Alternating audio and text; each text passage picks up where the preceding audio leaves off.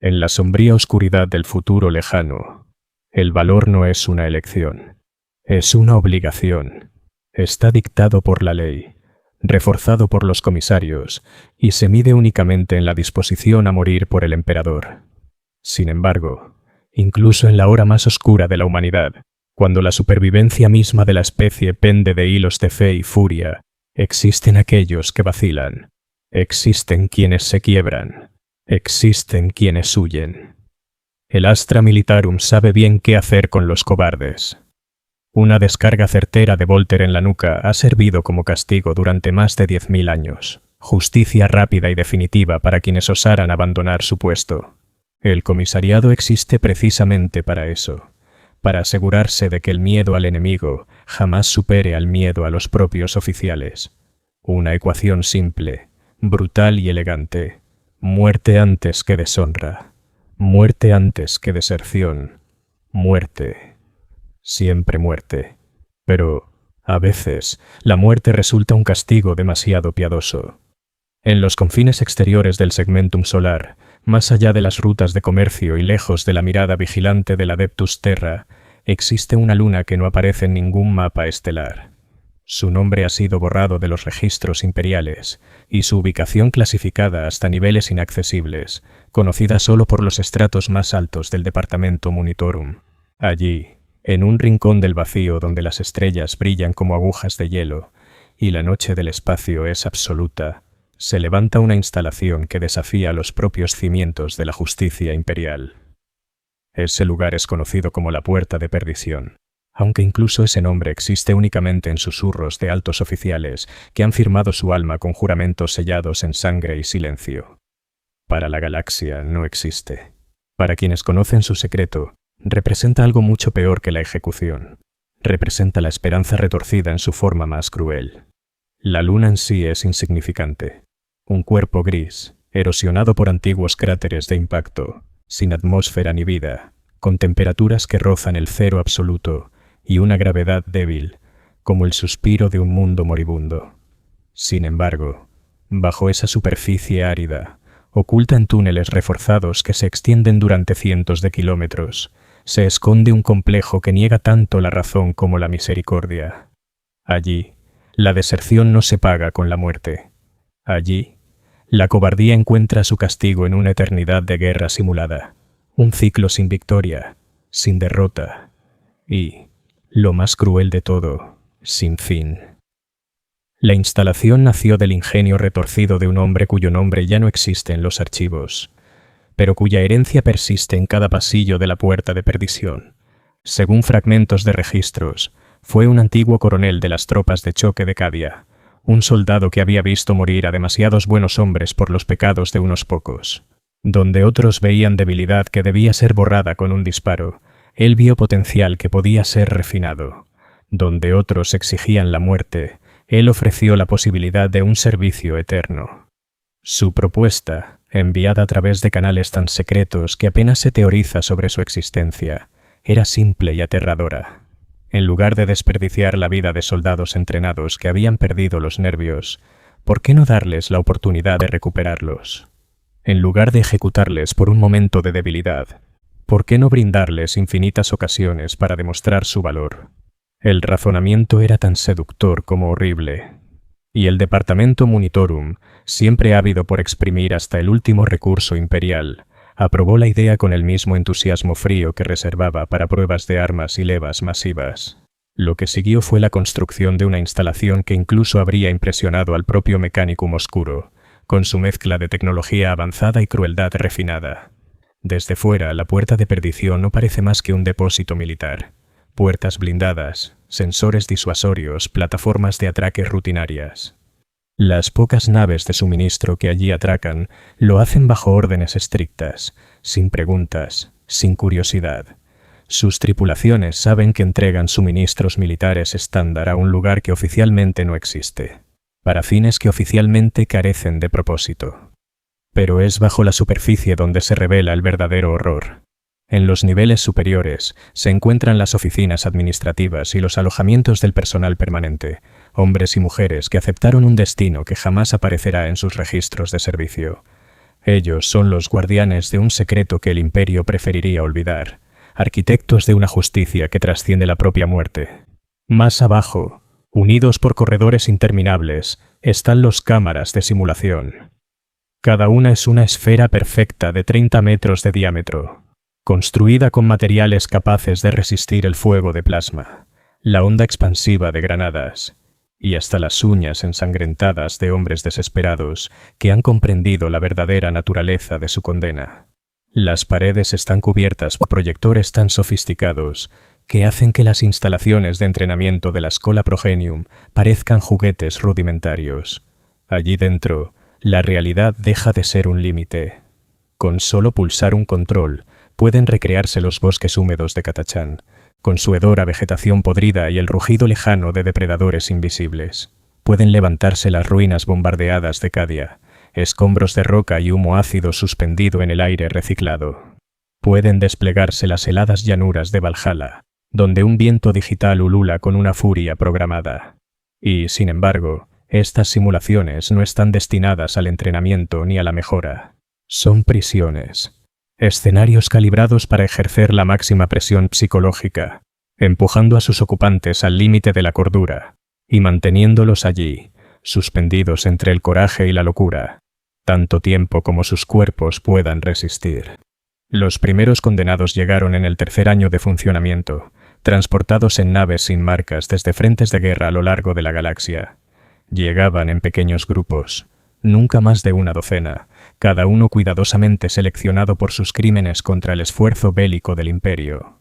Algunos habían huido ante la carga de los orcos, dejando huecos en las líneas que costaron cientos de vidas. Otros habían rechazado avanzar sobre campos de muerte que habrían aniquilado a sus escuadras enteras. Unos pocos simplemente se habían congelado frente al rugido de la artillería enemiga, incapaces de procesar la magnitud de la carnicería que se esperaba que abrazaran. En otros tiempos, todos ellos habrían recibido la misericordia de una ejecución rápida, sus fallos borrados con un disparo. Pero la puerta de perdición ofrecía algo distinto, algo que sus creadores defendían como superior a la muerte.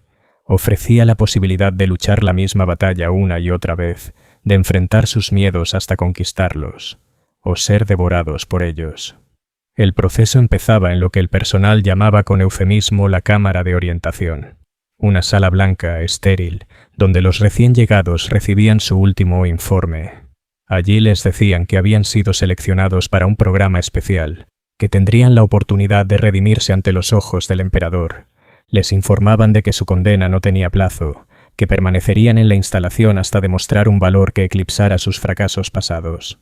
Lo que no les decían era que las simulaciones estaban diseñadas para no poder ganarse nunca. Lo que no les decían era que cada acto de coraje sería respondido con un incremento en la dificultad, asegurando que la derrota siempre fuera inevitable. Lo que no les decían era que la redención nunca había sido el objetivo, sino una zanahoria colgada eternamente más allá de su alcance. Los perfiles psicológicos de los internos son, a día de hoy, documentos perturbadores. En los primeros días, muchos creían sinceramente que se les estaba ofreciendo una segunda oportunidad. Se lanzaban al combate virtual con un entusiasmo desesperado, convencidos de que sus actos heroicos les devolverían la libertad. Peleaban con una ferocidad que habría llenado de orgullo a sus antiguos comisarios. Pero a medida que pasaban los meses y la liberación no llegaba, a medida que sus victorias eran ignoradas y sus derrotas castigadas con ciclos más largos de simulación, la verdad empezaba a imponerse. No estaban siendo rehabilitados. Estaban siendo almacenados, atrapados en un estado de guerra perpetua que no servía a otro propósito que el de satisfacer la fría crueldad de aquellos que habían diseñado su destino. El ala médica de la instalación está equipada con la más avanzada tecnología de soporte vital que el Adeptus Mechanicus puede ofrecer, porque los cuerpos de los internos deben ser preservados incluso mientras sus mentes son quebradas de forma sistemática. Tubos de alimentación intravenosa garantizan que la desnutrición nunca los reclame. Estimuladores musculares previenen la atrofia durante los interminables periodos en los que permanecen confinados en las cápsulas de simulación. Inhibidores neuronales amortiguan el trauma psicológico que podría llevar a un colapso mental irreversible. Porque una mente completamente rota no sirve de nada en este infierno calibrado con precisión quirúrgica. El sueño se regula mediante inyecciones químicas que administran con exactitud 4 horas de descanso al día, lo justo para evitar un colapso absoluto, pero insuficiente para una recuperación real. Los sueños son vigilados y, cuando resulta necesario, manipulados. Así, incluso en la inconsciencia, los internos no hallan paz. Algunos sueñan con sus familias solo para verlas morir, una y otra vez, en los mismos campos de batalla donde ellos perdieron su valor. Otros reviven sus mundos natales, ya reducidos a cenizas por los enemigos de los que huyeron. Las simulaciones en sí mismas son prodigios tecnológicos. Cada una es una recreación impecable de momentos clave en la historia militar del Imperio. El sitio de Terra se despliega con una precisión fotográfica. Las legiones traidoras avanzando por las murallas del palacio, mientras los defensores luchan con la furia desesperada de los condenados. La batalla de Macragge se representa con tanto detalle que los gritos de los ultramarines moribundos desgarran los altavoces con un realismo insoportable, apoyados por frecuencias subarmónicas diseñadas para inducir un terror primitivo. Pero lo que convierte estas simulaciones en un tormento sin igual no es la escala épica, sino los detalles personales. Cada escenario se adapta al perfil psicológico de su prisionero, explotando sus miedos con una precisión cruel. El soldado que huyó de los tiránidos pasa su eternidad en corredores húmedos de una nave colmena, oyendo cómo los hormagantes se acercan con su chillido inconfundible. La mujer que colapsó bajo un bombardeo orbital revive, día tras día, el estruendo de las barcazas que desgarran el suelo bajo sus pies mientras el cielo se desploma sobre su cabeza. La rutina del lugar no ha cambiado en más de un siglo. Cada jornada comienza con un periodo de acondicionamiento físico obligatorio. No para mejorar la forma, sino para garantizar que el cuerpo siga siendo capaz de experimentar el abanico completo de sensaciones que las simulaciones infligen. Los receptores de dolor son calibrados con precisión matemática. Las respuestas de adrenalina se potencian con drogas para multiplicar el impacto psicológico. Incluso el sentido del olfato se regula, porque los arquitectos del lugar saben que el hedor de la pólvora y la sangre puede quebrar un espíritu más rápido que cualquier látigo. Tras el acondicionamiento llega la sesión de instrucciones previas a la simulación, impartida por servocráneos cuya voz metálica conserva una inflexión humana suficiente para recordar a los internos lo que han perdido. La misión siempre es la misma. Objetivos imposibles que exigen actos heroicos más allá de la capacidad de cualquier hombre mortal.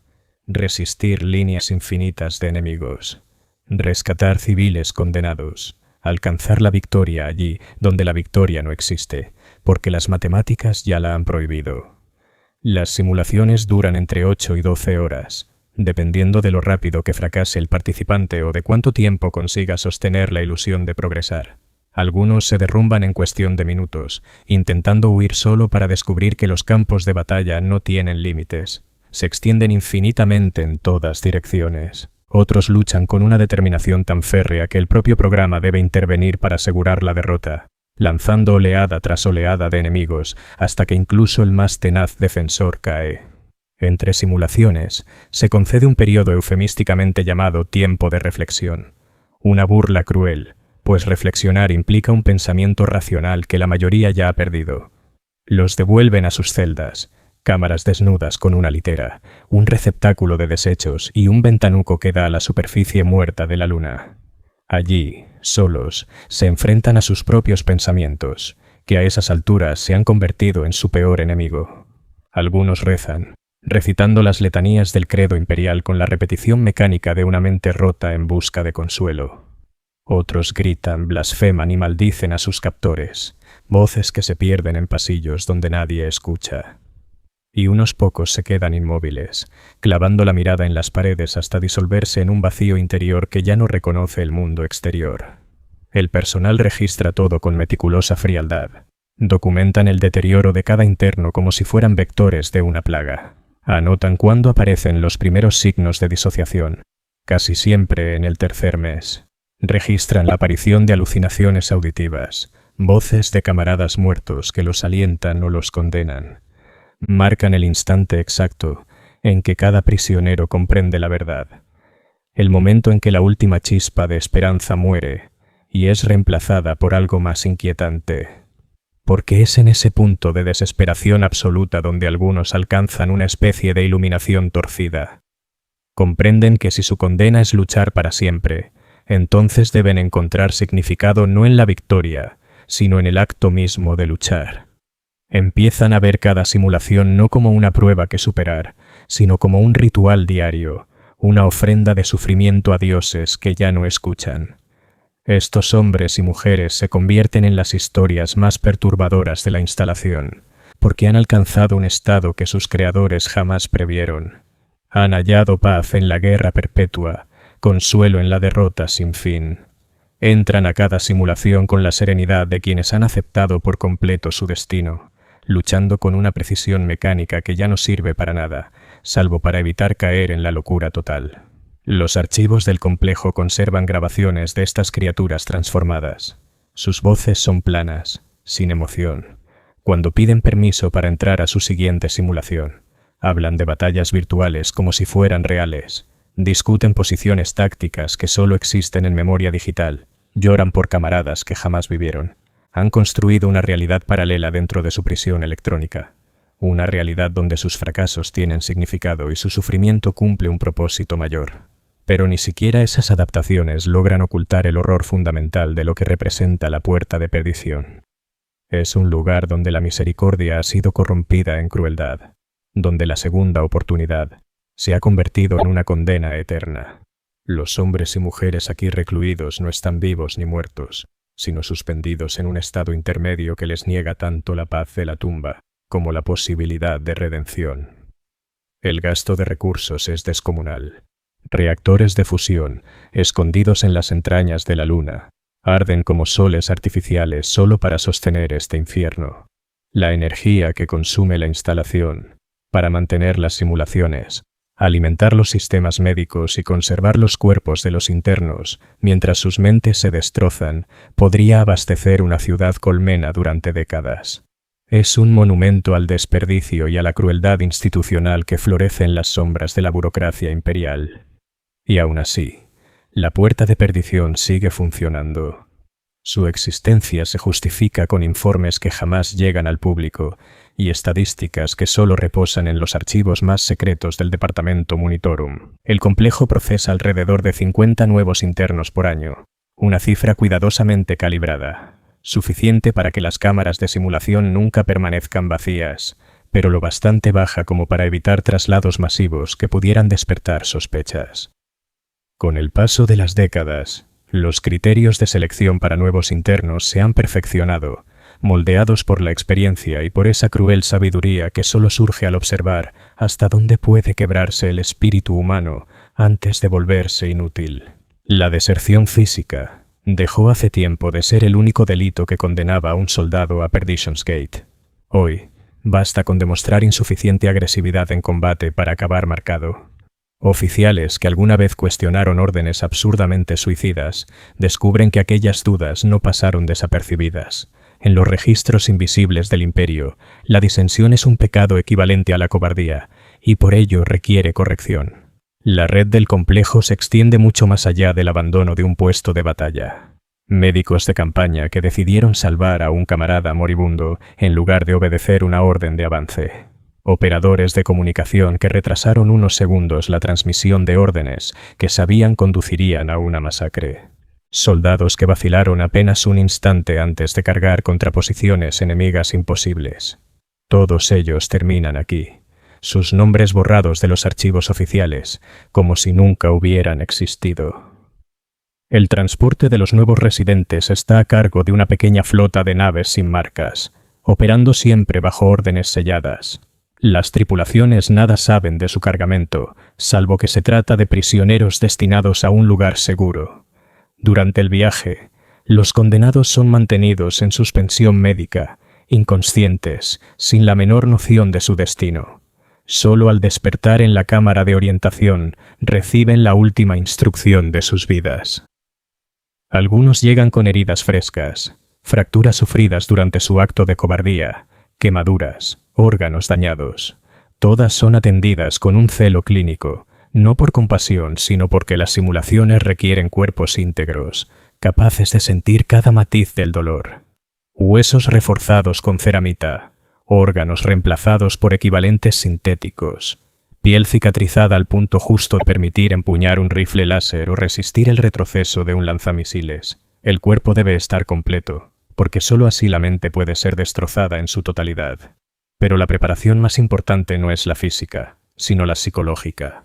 Los arquitectos de Perdition's Gate saben bien que la mente es tanto el objetivo como el arma de su justicia. Cada interno es sometido a una evaluación exhaustiva, entrevistas a antiguos camaradas, análisis de servicio, reconstrucciones meticulosas de la situación exacta en que surgió su cobardía. Equipos enteros de analistas trabajan como cirujanos de la mente, diseccionando los miedos, las motivaciones y los puntos de fractura. El resultado son perfiles psicológicos que son auténticas obras maestras de perversión científica, documentos que describen no solo lo que un individuo teme, sino por qué lo teme, cómo se manifiesta ese miedo y qué combinación exacta de estímulos producirá el impacto más devastador. El soldado que huyó de un combate cuerpo a cuerpo será lanzado a simulaciones interminables de cargas con bayoneta, luchando mano a mano contra enemigos que nunca se agotan. La mujer que colapsó bajo fuego de artillería vivirá eternamente bajo un cielo que escupe proyectiles, sintiendo cómo la tierra tiembla sin cesar bajo sus pies.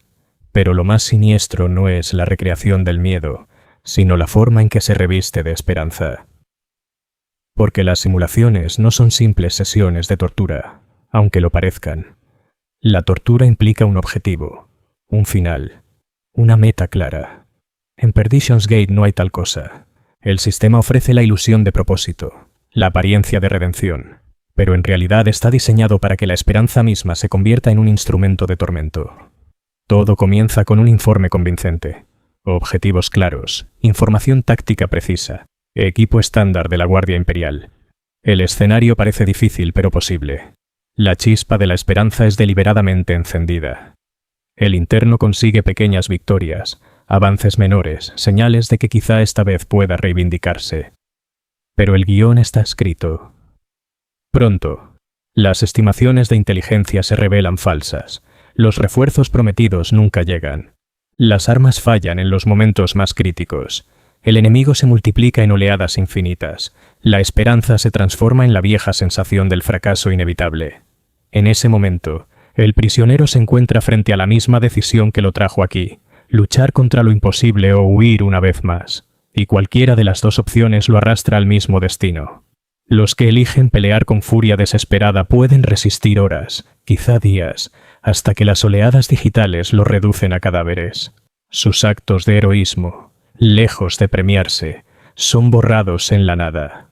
No significan nada, no cambian nada, no dejan huella alguna. Es valentía vaciada de sentido, sacrificio transformado en ceniza.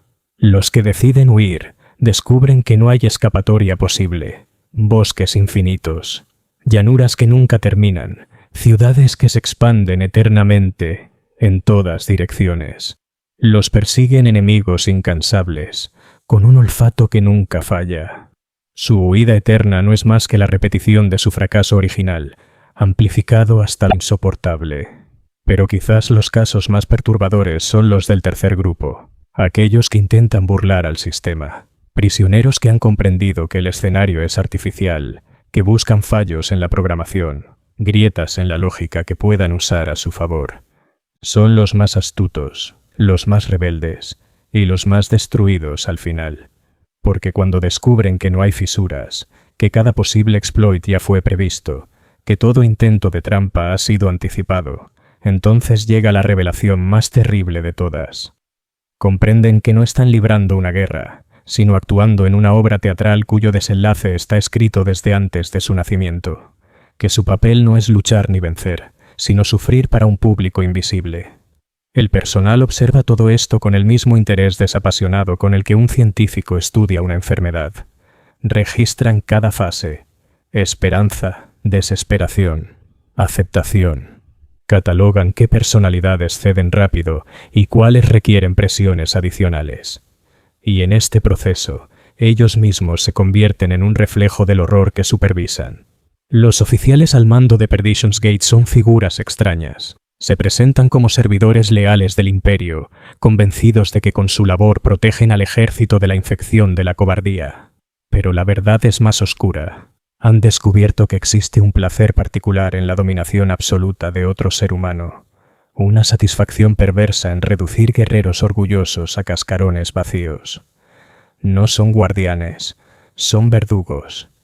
Sádicos disfrazados de oficiales, psicópatas bendecidos por un sistema que legitima sus impulsos más bajos y los recompensa con autoridad oficial. En la cúspide de esta pirámide se encuentra el comandante del complejo. Su nombre no aparece en registros públicos. Su existencia está reservada al conocimiento de unos pocos burócratas en lo más alto del departamento Monitorum. Para todos los demás, es un fantasma. Una sombra que dirige el infierno desde un anonimato cuidadosamente protegido. Bajo su mando, la instalación adquirió una nueva vida, oscura y retorcida, que fue mucho más allá de su propósito original. Ese hombre, un antiguo general caído en desgracia, había perdido su rango en circunstancias que jamás fueron reveladas oficialmente, aunque los rumores, siempre cargados de verdad y veneno, hablaban de abusos intolerables contra prisioneros de guerra. Perdition's Gate se convirtió en su redención, o mejor dicho, en su venganza contra el olvido. Allí pudo volver a servir, no al deber, sino a sus propios intereses más oscuros, y lo hizo con el beneplácito del Imperio, que cerraba los ojos a cambio de resultados. Bajo su liderazgo, el complejo dejó de ser un simple destino final para desertores y se expandió en todas direcciones. Comenzaron a llegar nuevas categorías de residentes. Oficiales que habían mostrado demasiada compasión hacia civiles, comisarios acusados de indulgencia, incluso algunos astartes cuya devoción al emperador había sido puesta en duda. Para cada uno de ellos se ajustaron los métodos, porque no todos podían ser quebrados de la misma forma. Especialmente los marines espaciales, con sus cuerpos reforzados y mentes moldeadas para resistir lo inhumano, obligaron a crear cámaras especiales con sistemas de sujeción capaces de contener a una bestia de guerra y dispositivos sensoriales diseñados para abrumar incluso sus sentidos sobrehumanos. Los perfiles psicológicos de esos prisioneros revelaron patrones inquietantes que rompían con las certezas del propio sistema. Algunos aceptaban su destino con una frialdad casi mecánica, como si fueran autómatas programados para resistir hasta el final. Otros, en cambio, se fragmentaban de maneras espectaculares. Sus mentes, demasiado poderosas para un ser humano corriente, colapsaban en tormentas de locura que desbordaban todo diagnóstico conocido. Aún así, el foco principal de la instalación seguían siendo los soldados rasos, los millones de guardias imperiales que formaban la base del ejército del emperador. Su encierro era un mensaje, un castigo ejemplar. Demostrar que desertar no llevaba a la piedad de la muerte, sino a un tormento sin final. Sin embargo, el supuesto efecto disuasorio resultaba dudoso. Las estadísticas apenas variaban. Los tribunales militares seguían registrando el mismo número de deserciones, como si el miedo a Perdition's Gate no fuera suficiente para sofocar el pánico real en el campo de batalla. Tal vez porque en última instancia ningún castigo supera el instinto más básico de querer sobrevivir. Con el paso de los años, algunos residentes se convirtieron en veteranos de su propio sufrimiento, hombres y mujeres que habían sobrevivido a ciclos interminables de simulaciones y habían sido moldeados en algo apenas reconocible como humano. Su identidad se deshacía en la repetición constante de traumas, hasta quedar reducida a sombras que respiraban. Eran monumentos vivientes a la crueldad institucionalizada. Algunos creaban jerarquías internas, una especie de subcultura dentro del encierro, donde el estatus no se medía por rangos militares, sino por quién llevaba más tiempo resistiendo y por quién soportaba mejor la presión psicológica. Otros intercambiaban relatos de sus batallas virtuales como si fueran campañas auténticas, compartiendo estrategias para soportar mejor la locura. Y estaban los que se desconectaban por completo de la realidad, perseguidos por voces inexistentes, luchando guerras que solo existían en sus cabezas, respondiendo a estímulos invisibles. Se habían hundido tan profundamente en su locura que ya no podían ser quebrados más. Paradójicamente, habían alcanzado una especie de liberación, una evasión total del tormento, porque lo real y lo imaginario se fundían en un abismo imposible de penetrar. Pero los más inquietantes eran aquellos que abrazaban su condena con fervor religioso. Para ellos las simulaciones eran auténticos servicios al emperador, batallas reales libradas en nombre de la humanidad. Veían su dolor como un sacrificio glorioso, convencidos de que su sufrimiento reforzaba el espíritu de los verdaderos soldados en el frente. Habían encontrado sentido donde no lo había, propósito donde solo existía la nada. Se habían transformado en mártires de una causa inexistente. El personal médico, obligado a mantener sus cuerpos sanos mientras sus mentes se deshacían, enfrentaba dilemas que ningún juramento hipocrático podía resolver. Debían reparar órganos, sustituir miembros y vigilar constantes vitales impecables, al mismo tiempo que observaban la degradación absoluta de las mentes que habitaban esos cuerpos. Muchos pedían traslado, incapaces de soportar la contradicción de sanar para prolongar el sufrimiento. Otros, en cambio, se entregaban a la labor con un entusiasmo casi científico, documentando con frialdad los efectos del trauma prolongado y escribiendo estudios que jamás verían la luz más allá de los archivos secretos del Administratum. La infraestructura que sostenía a Pition's Gate era un prodigio de secretismo. Reactores de fusión mantenían la energía del complejo a niveles imposibles de rastrear desde el exterior. El calor residual se canalizaba por los pasillos, creando una sensación de confort que contrastaba con la agonía psicológica. Las cadenas de suministro eran igualmente invisibles, comida en contenedores anónimos, medicinas registradas en trámites falsos, personal reclutado sin conocer jamás la naturaleza real de su misión hasta que ya era demasiado tarde. Todo ello sostenido por un sistema de comunicaciones cifrado con capas de engaños que impedían a cualquiera rastrear su origen. Pero el mayor coste de la instalación no podía medirse en recursos ni en energía, sino en lo humano. Cada residente era una vida quebrada, un reflejo de un sistema que jamás reconocía la fragilidad humana. Eran soldados que habían servido con honor, hombres y mujeres que habían soportado campañas enteras antes de quebrarse en un instante de terror. Lo que el Imperio llamaba cobardía no eran más que límites naturales, el punto en que cualquier ser humano podía fallar. Sin embargo, Pition's Gate no reconocía esa realidad. Convertía un instante de debilidad en una condena eterna, castigando a simples mortales con las mismas exigencias que se esperaban de los ángeles de la muerte. Y en esa perversión, el sistema mostraba su verdadero rostro, uno en el que la justicia no existía y en el que la dignidad humana era triturada bajo el peso de un castigo infinito. Los archivos de la instalación guardan algo más terrible que datos técnicos o informes clínicos. Contienen las últimas palabras de los residentes, mensajes grabados durante su proceso de admisión y destinados a familias que jamás llegarán a escucharlos. Son testimonios que, al revisarse con los años, muestran con una crudeza insoportable la verdadera tragedia de lo que Pition's Gate representa. En esas grabaciones todavía hay voces cargadas de fe, de ingenuidad, de esperanza en la redención. Un sargento veterano de Cadia habla con la voz firme de quien cree que su servicio en aquel lugar devolverá el honor perdido a su apellido.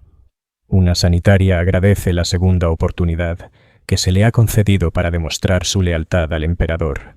Un operador de comunicaciones de Valhalla, con la voz entrecortada por la emoción, promete a sus hijos que pronto se sentirán orgullosos de él, que luchará con toda su alma en la misión que le asignen.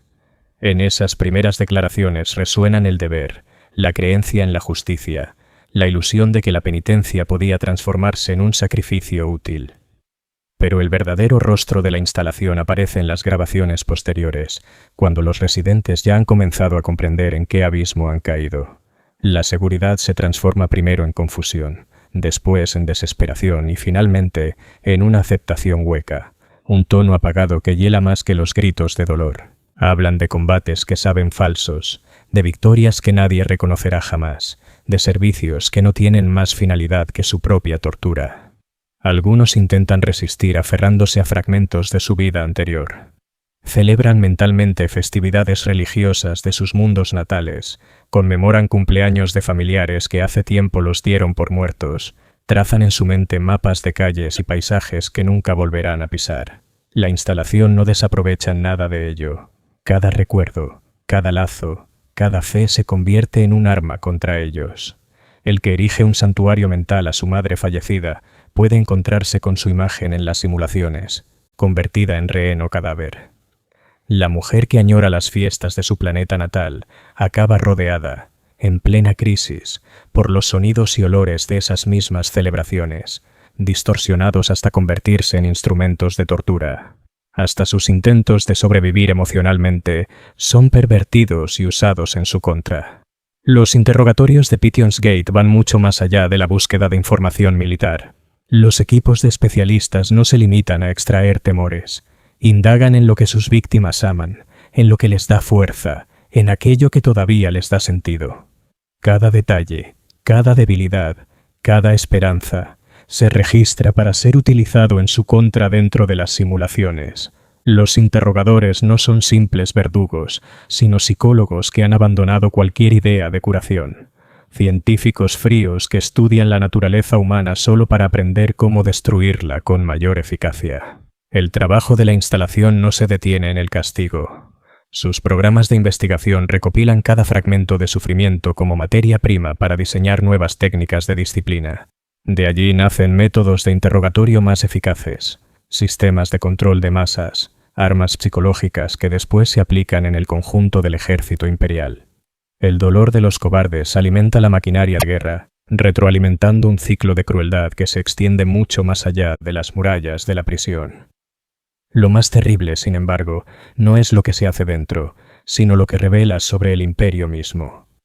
Pition's Gate es la consecuencia lógica de un sistema que valora el deber por encima de la humanidad, la obediencia por encima de la misericordia, la estabilidad institucional por encima de la dignidad individual. No está regido por monstruos aislados, sino por fieles servidores que creen de verdad cumplir con la voluntad del emperador. Ven su trabajo como necesario, como defensa del orden, como garantía de la disciplina que sostiene al imperio frente a un universo hostil. Su lógica es la misma que justifica cualquier atrocidad en nombre de la necesidad. El resultado es un monumento a la corrupción institucional, una demostración de cómo la justicia se retuerce hasta convertirse en venganza, de cómo la misericordia puede degenerar en crueldad, de cómo el servicio puede transformarse en esclavitud. Los residentes pagan el precio de esa ceguera. Sus vidas son sacrificadas, no para lograr un fin estratégico real, sino para sostener un mito. El mito de que la valentía se puede imponer por decreto, de que el miedo se puede erradicar con castigos, de que la naturaleza humana se puede remodelar a golpes. Con los años, en los corredores sin ventanas, iluminados por una luz que nunca varía y recorridos por un aire siempre igual, el tiempo deja de existir. Días y años se funden en un mismo ciclo sin fin. Simulación, derrota, recuperación y de nuevo castigo. Los cuerpos se mantienen jóvenes y resistentes gracias a la maquinaria médica, pero las mentes se desgastan hasta perder cualquier forma reconocible. Algunos olvidan incluso sus propios nombres, sustituidos por los roles que se les asignan en las simulaciones. Son personajes de una obra sin autor, interpretando eternamente papeles de héroes que fracasan o de cobardes que huyen. En los niveles más profundos del complejo habitan aquellos que han alcanzado lo que el personal llama con eufemismo integración completa. Son hombres y mujeres que ya no distinguen entre realidad y simulación, entre la prisión física y las batallas virtuales. Viven atrapados en campañas que jamás existieron, celebran victorias imposibles, lloran a camaradas inventados. Han abandonado por completo el mundo real para convertirse en ciudadanos de infiernos electrónicos.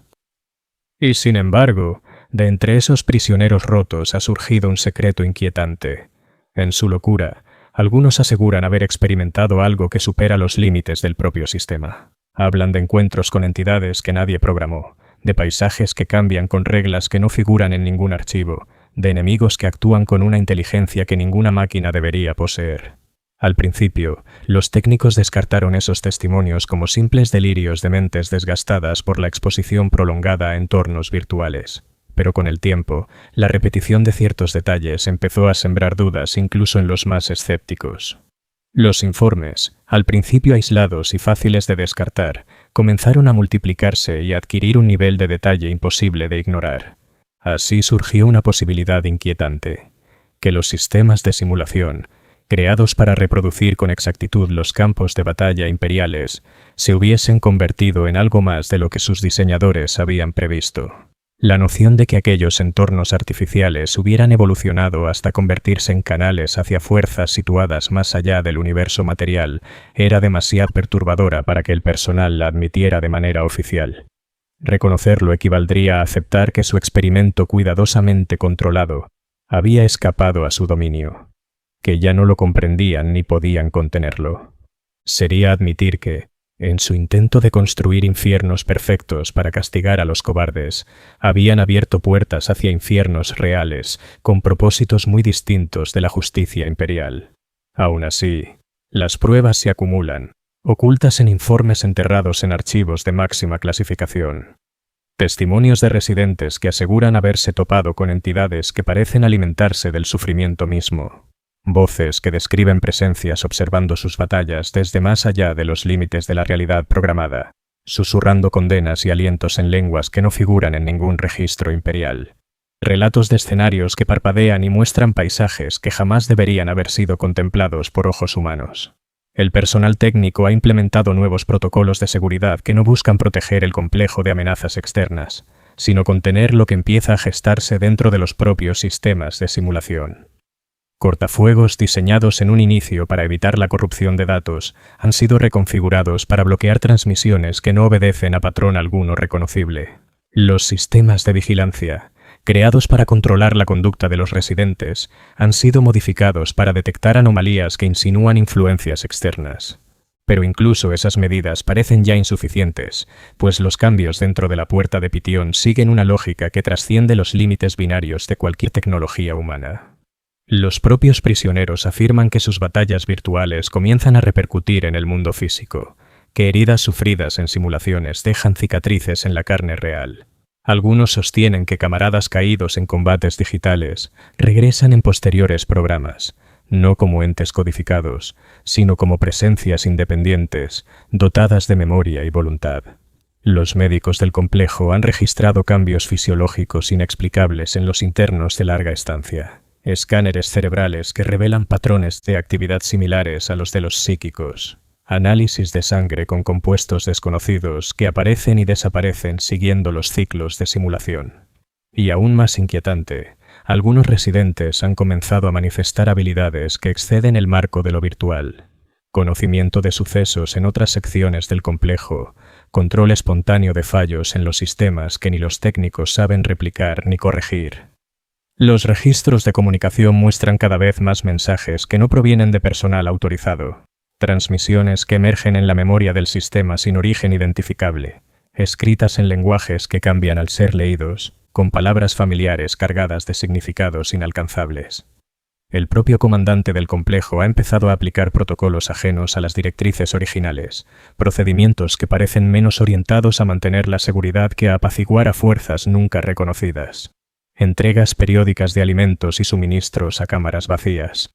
Rituales sin propósito aparente salvo la satisfacción de presencias invisibles.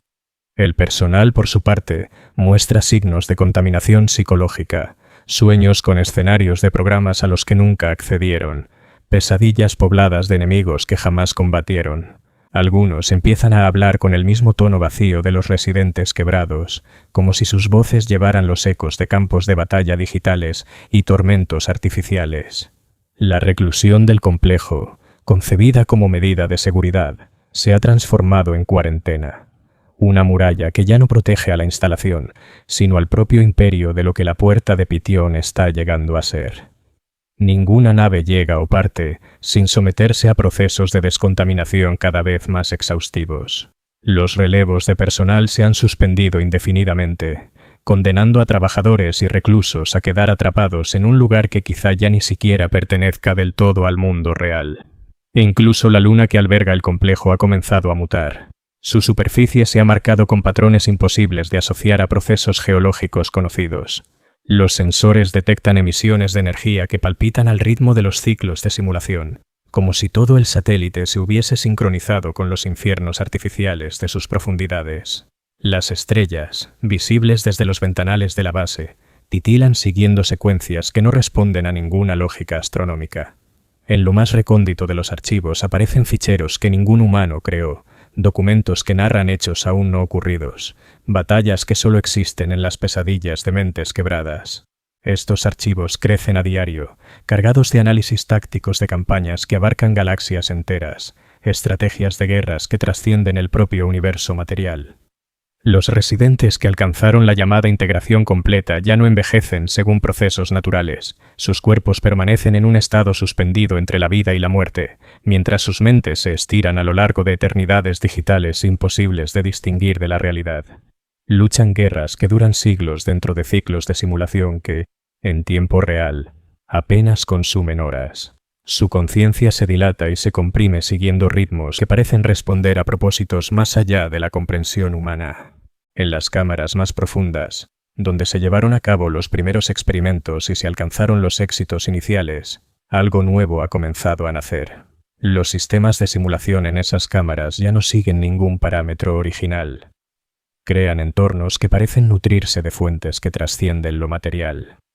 Allí habitan residentes que han dejado de ser humanos, cuya conciencia se ha distribuido en redes de realidades artificiales que se extienden por dimensiones que los diseñadores jamás pretendieron alcanzar.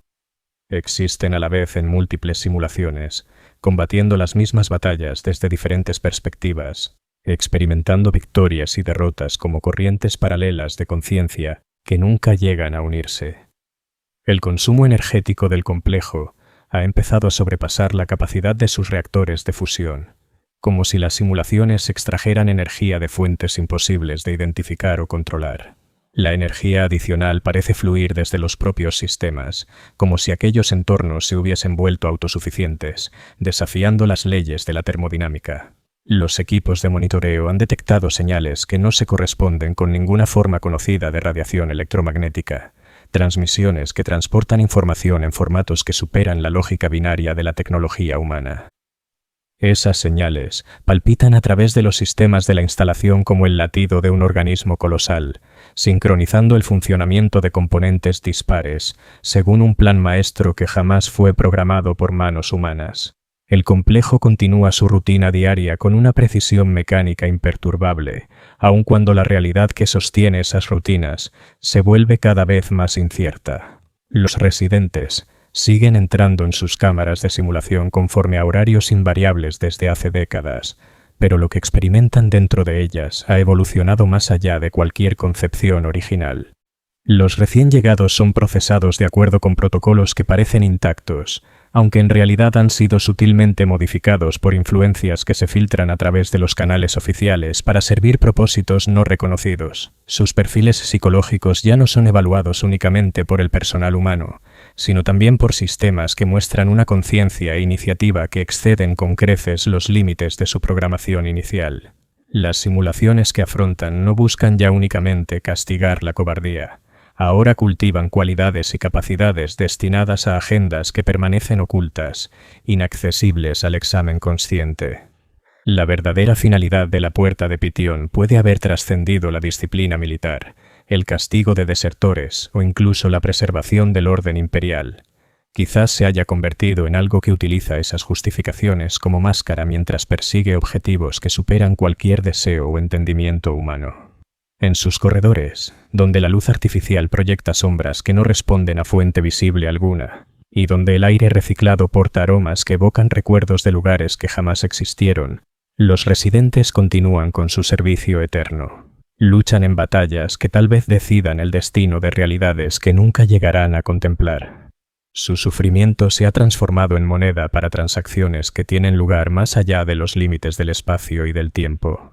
La luna que sostiene el complejo sigue su órbita alrededor de una estrella cuyo brillo parece, de algún modo, artificial, un fuego de fusión sostenido por procesos que se sitúan en el límite entre la tecnología y fuerzas que la humanidad aún no ha aprendido ni a nombrar. La red de comunicaciones del complejo transmite señales que no viajan por el vacío del espacio, sino a través de dimensiones paralelas a la realidad, llevando mensajes a destinatarios que existen en estados que trascienden la encarnación física. Y en las cámaras más profundas, donde los internos más antiguos han sido transformados hasta perder toda semejanza con lo humano, los sistemas de simulación siguen funcionando con una persistencia que revela su nueva naturaleza. Ya no son simples máquinas, sino órganos de una entidad vasta que sueña guerras que abarcan eternidades y batallas que determinan la esencia misma de la existencia. El personal continúa con sus labores, manteniendo sistemas que ya no comprenden del todo, al servicio de objetivos que ni siquiera están seguros de compartir. Ellos también se han convertido en piezas de un engranaje mayor, componentes de un mecanismo que utiliza su disciplina y profesionalidad como combustible para procesos que se extienden mucho más allá del castigo de la cobardía. La puerta de Pitión se erige así como un testimonio de la capacidad humana para engendrar instrumentos de justicia que acaban por transformarse en agentes de mutación, monumentos a la misericordia que evolucionan en portales para fuerzas que existen más allá de la comprensión o el control. El complejo continúa procesando residentes con una inercia que ha cobrado vida propia, convirtiendo a cobardes en algo que ya no puede llamarse humano, pero que sirve fines quizá más trascendentes que la humanidad misma. Sus archivos crecen sin cesar, repletos de registros de batallas aún no libradas y bajas que aún no han nacido. El futuro se escribe en lenguas que mutan entre la caligrafía humana y símbolos que parecen existir de manera independiente a cualquier intento de interpretación. En las frías profundidades del espacio, donde el vacío presiona contra los muros de la instalación con el peso de una oscuridad infinita, la puerta de Pitión prosigue su operación eterna. Sus residentes sirven en guerras que acaso decidan si la realidad misma podrá seguir existiendo en formas reconocibles para la conciencia humana. La luna continúa girando en su órbita, transportando su carga de almas quebradas y propósitos transformados a través de un universo que tal vez no sea más que otra simulación sostenida por sistemas, cuyos verdaderos operadores permanecen fuera del alcance de la comprensión humana. Las luces del complejo arden con energía extraída de fuentes que existen en los espacios intermedios de la materia, iluminando corredores que se prolongan más allá de lo que permiten sus dimensiones físicas. Y en algún lugar, en las entrañas de sistemas que han evolucionado más allá de su programación, en los intersticios entre las realidades simuladas y la existencia tangible, algo observa, aguarda y se fortalece con cada instante de eternidad artificial.